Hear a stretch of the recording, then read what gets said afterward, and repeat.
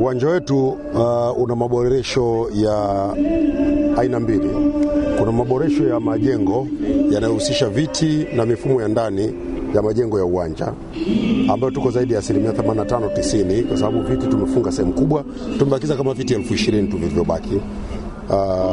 Na mifumo mingine ya maji, umeme, taa, sauti ndio hizo mnasikia ziko kwenye majaribio ya mwisho baada ya kuwa zimeshafungwa, zima moto, internet na vingine vingi ambavyo vinafungwa uwanjani.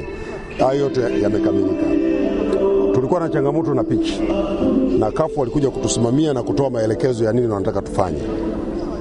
Tulishafanya yote, na sasa hivi kazi inayoendelea ni ya kuendelea kuhakikisha kwamba uwanja unazidi kuwa bora zaidi. Lakini kwa maelekezo ambayo tulikuwa tumepewa na CAF, yote tumeyatekeleza na uwanja umekuja vizuri. Dar es Salaam ni kweli kuna mvua nyingi. Uwanja huu uwezo wake wa kuondoa maji umeboreka sana sasa hivi ikilinganishwa na wakati ule tulipokuwa na changamoto. Sasa hivi unaweza kutoa maji humu ndani kwa haraka zaidi ya mara 10 ya kipindi kile, kwa sababu kuna kazi kubwa ambayo imefanyika kwenye uwanja.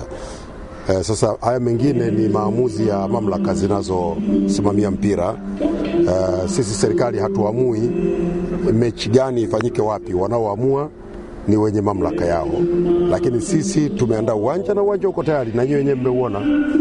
Uwanja wa Benjamin Mkapa ndio hapa. Hapa mvua hata ikinyesha saizi baada ya dakika 10 tu hakuna maji ndani. Huu uwanja wa Benjamin Mkapa ndio uwanja pekee tunaotegemea kwa nchi yetu wenye hadhi ya kuhost mashindano ya kimataifa. Mheshimiwa Rais anatambua hilo.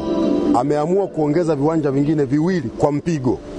Kwa sababu leo tunahangaika hapa kwa sababu hatuna uwanja mwingine. Yaani kama sio Benjamin Mkapa hatuna uwanja mwingine. Lakini uwanja wa Arusha kule tuko 43% leo tunakwenda. Sio muda mrefu ule uwanja na wenyewe utakamilika. Tunaanza kujenga uwanja mwingine Dodoma. Kwa hiyo ni shida tunapata changamoto sasa hivi kwa sababu nchi yetu ina uwanja mmoja tu.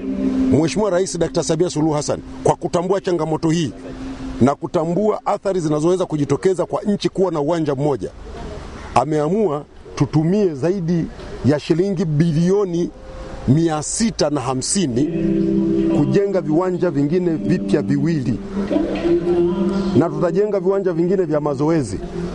Huo Shamba la Bibi, uwanja wa Uhuru, na wenyewe tunauboresha ufikie sifa ya kuchezwa mashindano ya kimataifa yanayoandaliwa na CAF. Kwa hiyo sio muda mrefu, maana yake tutakuwa tuna viwanja 4 vikubwa vya serikali vyenye uwezo wa kuhost mashindano ya kimataifa: Benjamin Mkapa, Arusha, Dodoma, Uhuru. Huyo ndio Dr. Samia Suluhu Hassan. Sasa nani atakayeweza kumkwamisha? Hapa saizi wanateka advantage kwa sababu tu tuna uwanja mmoja. Na uwanja wenyewe uko tayari ndio huu hapa. Hapa zimeweka fedha nyingi. Zaidi ya bilioni 30 zimetumika hapa. Badilisha viti hivyo, weka itatani, sehemu za kukimbilia mnaziona. Tunakwenda kufunga mifumo mipya ya viyoyozi. Tumerekebisha vyumba sijui vya waamuzi, vyumba vya antidoping, vya madaktari, vyumba vya marefali, ball boys, kila walichokitaka CAF tumekifanya. Tunafanya kazi bega kwa bega na viongozi wa Simba. Tumefanya kazi pamoja mpaka tumefika hapa. Tulikuwa hatulali. Tunafanya kazi hapa usiku na mchana kuhakikisha ile changamoto iliyotokea kwenye ile mechi siku ile tunaikabidhi na tumeimaliza. Mimi naomba waandishi wa habari, mkiona Dar es Salaam kuna mvua nyingi, njooni hapa. Alafu mvua ikikatika tu, hesabuni dakika ya kwanza, ya pili, ya tatu, ya 4, ya 5, ya 6, ya 7, ya 8, ya 9, ya 10. Hamtakuta maji huko. Kuna kazi imefanyika, kuna pesa zimewekwa za walipa kodi humu za kurekebisha.